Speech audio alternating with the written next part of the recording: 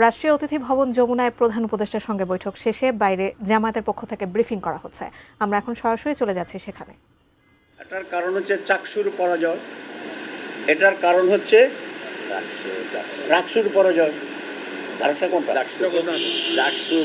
তারপরটা হচ্ছে চকসুর পরাজয়। কারণ তারা অনেকেই বলেছিলেন যে ওনাদের নেতা লন্ডন থেকে আসার পরে সব উল্টে যাবে, এবং পরে যখন দেখা গেল আসার পরেও জগন্নাথের রেজাল্ট আগের সিলসিলায় ঠিক আছে। এখন জাতীয় নির্বাচনের পরে শাহজালালে একই ধরনের আরেকটি নির্বাচন, তাদের জন্য কিছুটা বদহজমি তো হইতেই পারে। তারা 5 বার যদি পোলাও খায় তাহলে তো বদহজমি হবে। তারা এটা চান না যাদের কাছে আরেকবার পরিষ্কার করতে যে শুধু ডাকসু জাকসু রাকসু জকসু নয়, সিলেটের লোকেরাও ইউনিভার্সিটির লোকেরাও ওনাদেরকে ভোট দিবেন না। প্রাণ সসের মাখামাখি টেস্ট বার্গারকে করে তোলে আরো ইয়ামি আরো জোস। প্রাণ সস, সসের বস। এটাই একমাত্র কারণ, আর কোনো কারণ নেই। এখন বুঝছেন? জি,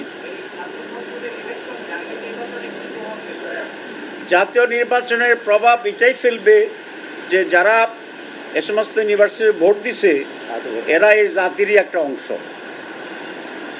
এরা বাংলাদেশের বিভিন্ন গ্রাম থেকে এসে এখানে লেখাপড়া করছে। তো যে লোকটা ডাকসুতে শিবিরকে ভোট দিছে সে বাড়িতে গিয়ে তো আর ছাত্রদলের পক্ষে থাকবে না। সুতরাং এটা খুব পরিষ্কার যে এই সকল নির্বাচন এদেশের মানুষের মাইন্ডে শুধু জাতীয় নির্বাচন না, প্রত্যেকটা বিষয়ে মানুষকে প্রভাবিত করছে। ফখরুল সাহেব বলছেন যে এসব ছাত্র নির্বাচন জাতীয় নির্বাচনের প্রভাব ফেলবে না।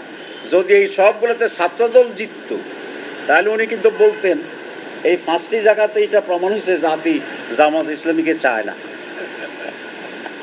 যেহেতু জামাত ইসলামী ছাত্ররা জিতে গেছে এই জন্য উনি বলছেন যে এটা কোনো প্রভাব পড়বে না। আপনারা এই গল্পটা জানেন না? এক কৃষক গরিবের ছেলে কলেজে ভর্তি হয়েছে ইউনিভার্সিটিতে, তো জমিদার বলে তোমার ছেলে কেন ভর্তি করছে, সে তো পাশ করতে পারবে না। যখন পাশ করছে বলে যে চাকরি পাবে না, যখন চাকরিও পায়